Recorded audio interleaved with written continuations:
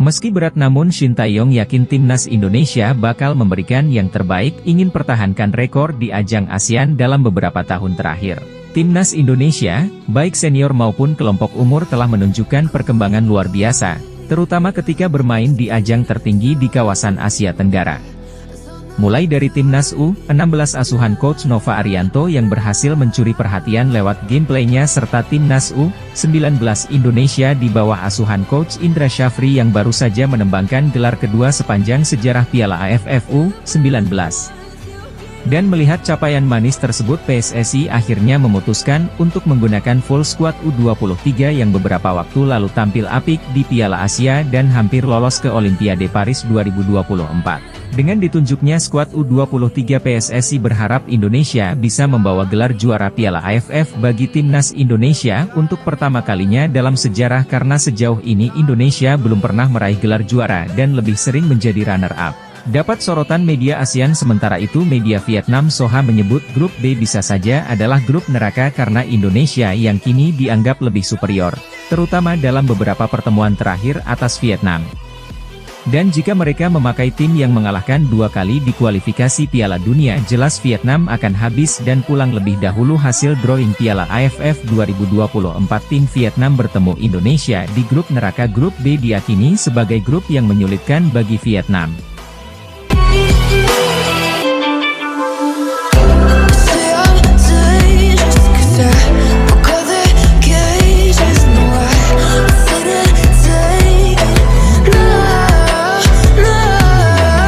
Memperkuat tim nasional? Oh mau. Jadi target kita apa? 2031? Piala Dunia. Benar? Insya Allah. Oh, alhamdulillah. Insya Allah 2031.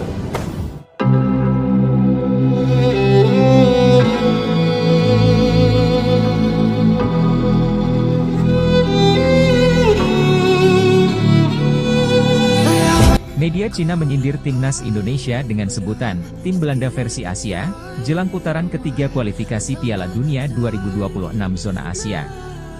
Cina dan timnas Indonesia tergabung di grup C kualifikasi Piala Dunia 2026 zona Asia bersama Jepang, Australia, Arab Saudi, dan Bahrain. Di atas kertas, sulit bagi Cina, timnas Indonesia, dan Bahrain untuk mendapat 2 tiket lolos langsung ke Piala Dunia 2026. Jepang, Australia, dan Arab Saudi diprediksi bakal menjadi unggulan untuk mendapat 2 tiket lolos ke putaran final. Sebagai informasi, Jepang, Australia, dan Arab Saudi merupakan peserta Piala Dunia 2022 yang berlangsung di Qatar. Arab Saudi bahkan mampu mengalahkan Argentina dengan skor 2-1 di pertandingan pembuka. Hasil tersebut menjadi salah satu kejutan terbesar yang terjadi di Piala Dunia. Dengan situasi seperti itu, target realistis yang bisa dipasang Indonesia, Cina, dan Bahrain adalah bertarung memperebutkan posisi ketiga dan keempat. Jika mendapatkan posisi tersebut, akan bermain di putaran keempat untuk mendapatkan tiket lolos ke Piala Dunia. Oleh karena itu, berbagai cara dilakukan oleh negara peserta. Salah satunya seperti yang dilakukan PSSI dengan menaturalisasi sejumlah pemain keturunan. Namun, naturalisasi yang dilakukan oleh PSSI mendapat sindiran dari media asal Cina, Sohu. Dibandingkan Bahrain, Indonesia punya ambisi besar. Untuk bisa kembali ke putaran final Piala Dunia, Indonesia sudah melakukan naturalisasi gila-gilaan, tulis media Sohu dikutip pada Rabu, 31 Juli 2024. Mereka secara komprehensif meningkatkan susunan pemain lapangan depan, gelandang, bek dan penjaga gawang menjadi tim Belanda versi Asia, tambahnya. Pada laga kontra Irak dan Filipina di putaran kedua kualifikasi Piala Dunia 2026 Mei lalu, pelatih Shin Tae-yong memanggil 11 pemain naturalisasi.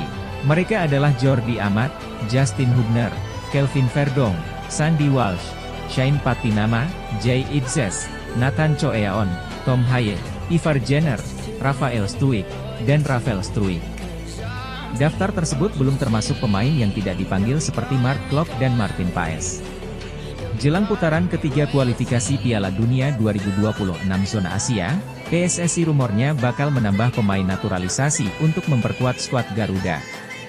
Beberapa nama pun sudah muncul ke permukaan meski belum dikonfirmasi PSSI seperti Ula Romeni, Kevin Dix, hingga Mees Hilgers. Sementara itu, pertemuan pertama antara Cina dan Timnas Indonesia akan berlangsung di Stadion Guangdong, pada 15 Oktober 2024, sementara pertemuan kedua akan berlangsung di Stadion Utama Gelora Bung Karno, SUGBK, pada 5 Juni 2025.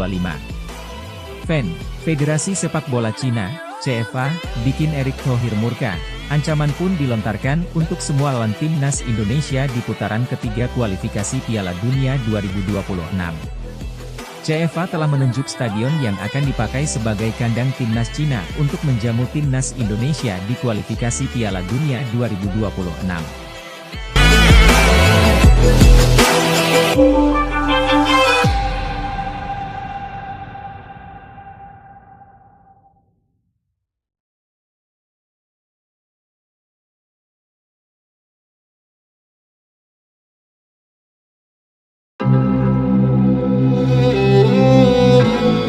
Stadion yang dimaksud adalah Qingdao Youth Football Stadium. AFC pun telah menyetujui venue yang akan dipakai Timnas Cina tersebut.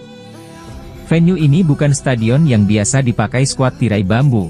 Selain itu akan membuat Timnas Indonesia melakukan perjalanan sangat panjang. Lokasi Stadion Qingdao terletak sangat jauh dari bandara yang menjadi transit skuad Garuda kala melawat ke Cina.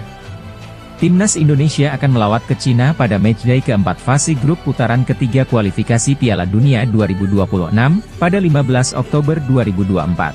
Menurut Erick Thohir, jarak yang harus ditempuh skuad Garuda menuju venue Stadion Qingdao membutuhkan waktu nyaris 7 jam perjalanan dari Beijing. Sementara pada 10 Oktober, Timnas Indonesia harus melakoni pertandingan melawan Bahrain lebih dulu, juga berstatus laga tandang.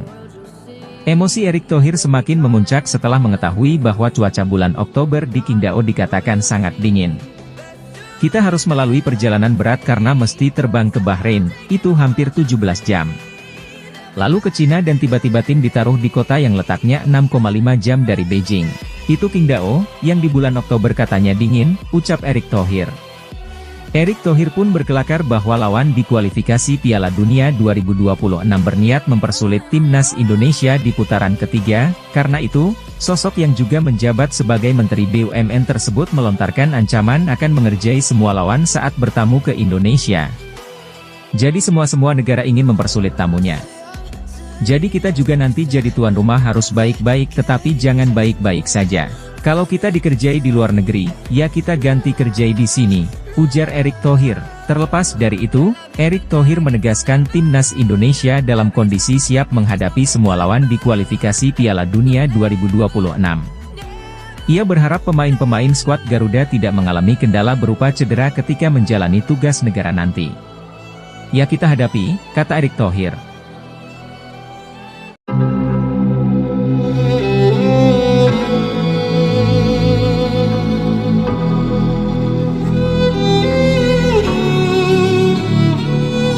Pada putaran ketiga ini Timnas Indonesia berada di grup C yang terdiri dari Jepang, Australia, Arab Saudi, Bahrain, dan Cina. Dalam grup ini diketahui hanya Timnas Indonesia dan Bahrain yang belum pernah tampil di putaran final Piala Dunia. Melalui pertandingan matchday pertama para skuad Garuda akan bertanding di Arab Saudi pada 5 September 2024. Kemudian pada 10 September 2024 akan bertanding bersama Australia di Gelora Bung Tomo, Surabaya. Setelahnya, Timnas akan bertanding 2 kali pada Oktober 2024 melawan Bahrain dan Cina. Pada November 2024 Indonesia menjamu 2 lawan di Stadion Utama Gelora Bung Karno, Senayan dengan melawan Jepang dan Arab Saudi. Kemudian, pada Maret 2025 Timnas Indonesia akan bertanding di markas Australia dan menjamu Bahrain. Pada 2 laga terakhir skuad Garuda kembali melawan Cina dan Jepang pada Juni 2025. Berikut ini daftar tim yang lolos dan pembagian grup kualifikasi Piala Dunia 2026 zona Asia. Grup A, Iran, Qatar, Uzbekistan, Uni Emirat Arab, Kirgistan, Korea Utara. Grup B, Korea Selatan, Irak, Yordania, Oman, Palestina, Kuwait. Grup C, Jepang, Australia, Arab Saudi, Bahrain, Cina, Indonesia. Berikut ini jadwal lengkap grup C untuk pertandingan putaran 3 kualifikasi Piala Dunia 2026 zona Asia, 5 September 2024.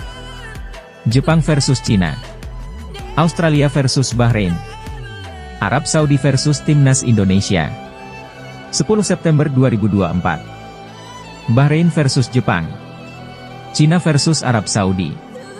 Timnas Indonesia versus Australia. 10 Oktober 2024. Australia versus Cina. Arab Saudi versus Jepang. Bahrain versus Timnas Indonesia. 15 Oktober 2024. Jepang versus Australia. Arab Saudi versus Bahrain. Cina versus Timnas Indonesia. 14 November 2024. Australia versus Arab Saudi. Bahrain versus Cina. Timnas Indonesia versus Jepang.